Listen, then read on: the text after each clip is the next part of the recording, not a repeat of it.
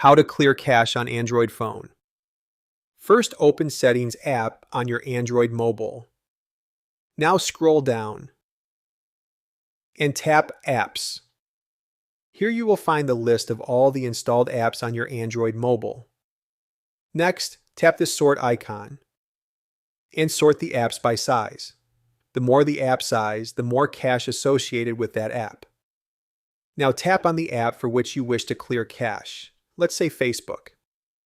Scroll down and tap Storage. Here you will find cache size for that app. Tap Clear Cache. And this will remove YAG for that app. Now go back and open another app. Scroll down and tap Storage. Here as well, tap Clear Cache. And this will remove cache for that app. You need to repeat these steps for all those apps with large size. So that is how you can clear cache on Android mobile. If you found this video helpful, then like the video, share with your friends, and subscribe to my channel. Thanks for watching, and I will see you in the next video.